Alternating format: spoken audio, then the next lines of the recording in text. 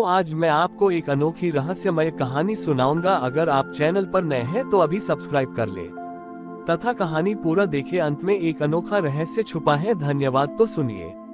कैलाश पर्वत के ठीक नीचे एक विशाल और अत्यंत गहन अंधकार से भरा सरोवर था, जिसका नाम था माया सरोवर। इस सरोवर की विशेषता ये थी कि यह किसी भी प्रकाश को अपने भीतर अवशोषित कर लेता था और वहां कुछ भी दिखाई नहीं देता था।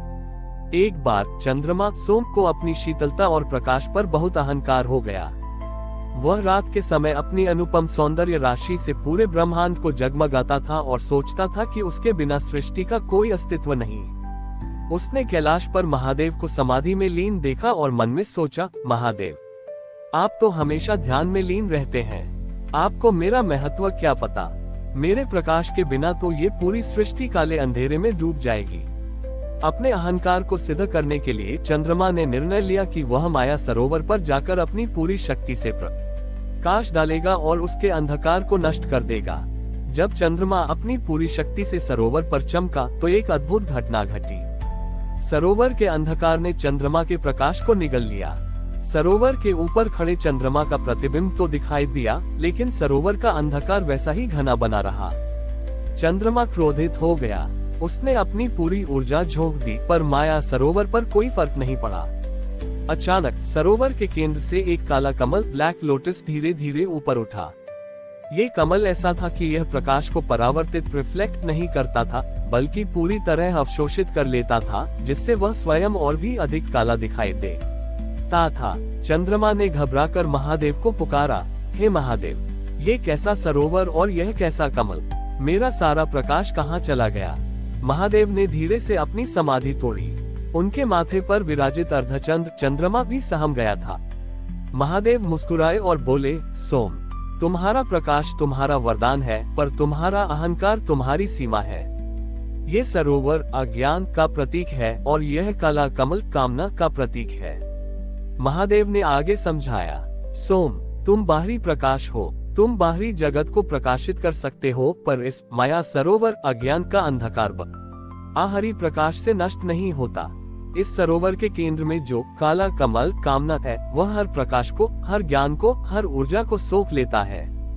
यह मन की वह अवस्था है जहाँ व्यक्ति स्वयं को सर्वशक्तिमान मानकर अहंकार में जीता है, और यही अहंकार कामना बनकर उस पर हावी हो जाता है।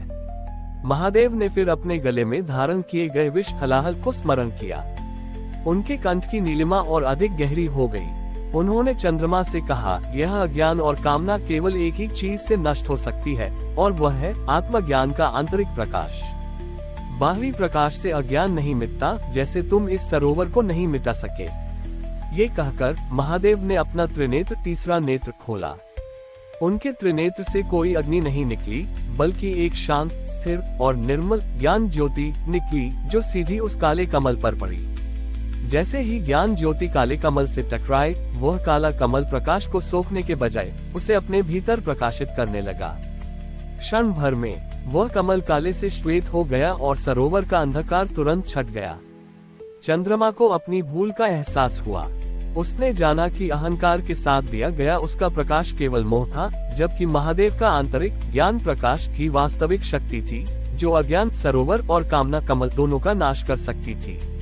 चंद्रमा ने महादेव के चरणों में अपना अहंकार त्याग दिया और उनसे प्रार्थना की कि वह उसे अपने मस्तक पर धारण करें, ताकि वह अहंकार रहित होकर केवल महादेव के ज्ञान प्रकाश के अधीन ही चमक सके। महादेव ने चंद्रमा को क्षमा किया और उसे अपने मस्तक पर स्थान दिया, ये सिखाते हुए कि बाहरी सौंदर्य और शक्ति से अधिक महत्वपूर्ण आंतरिक ज्ञान और विनम्रता है। महादेव ने जब चंद्रमा को अपने मस्तक पर धारण किया तो वह अर्धचंद्र का स्वरूप पाकर शांत और विनम्र हो गया।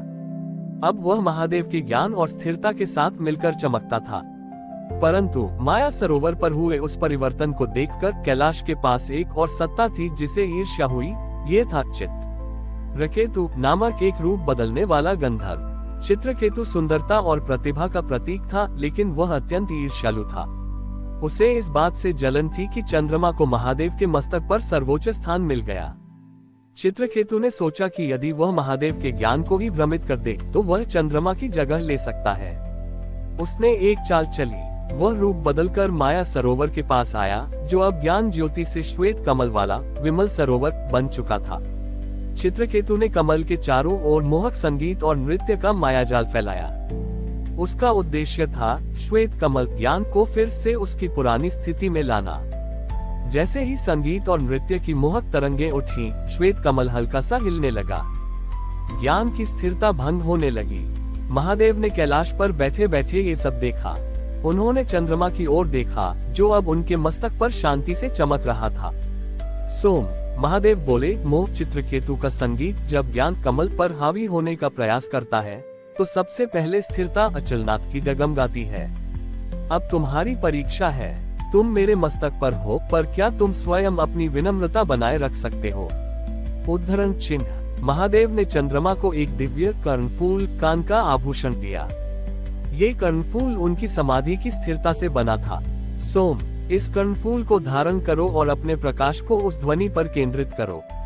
यदि तुम्हारा प्रकाश मेरे ज्ञान की स्थिरता के साथ मिलकर उस मोहक संगीत को अनहद नाद में बदल सकता है तो तुम विजयी होगे।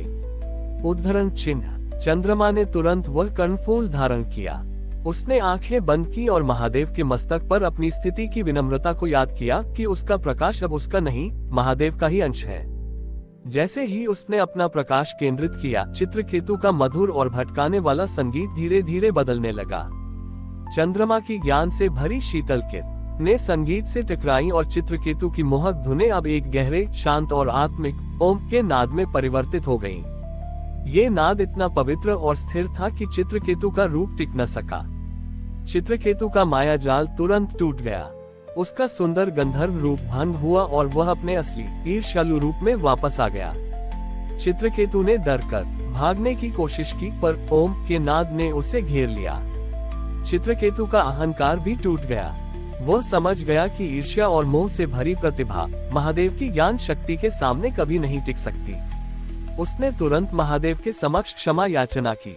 महादेव ने अनहद नाद को शांत किया और चित्रकेतु से कहा, चित्रकेतु, तुम्हारा संगीत प्रतिभा से भरा है, पर जब तक उसमें ईर्ष्या का स्वर रहेगा वह केवल मोह उत्पन्न करेगा। अब तुम विमल सरोवर की सेवा करो। अपने संगीत को सेवा और भक्ति में लगाओ ताकि वह अनहद नाद का मार्ग बन सके, न कि अहंकार का मोह। चित्रकेतु ने उसी क्षण महादेव की आज्ञा स्वीकार की। उसने अपनी कला को केवल महादेव की स्तुति और सेवा में समर्पित कर दिया और इस प्रकार विमल सरोवर पर हर सुबह उसका संगीत एक पवित्र स्तोत्र बन गया, जो हर किसी को अहंकार और ईर्ष्या से मुक्त होने का संदेश देता था। चंद्रमा ने अपनी परीक्षा सफलतापूर्वक पूरी की और महादेव के मस्तक पर सदा के लिए विनम्रता और ज्ञान का प्रतीक बनकर चमकता रहा।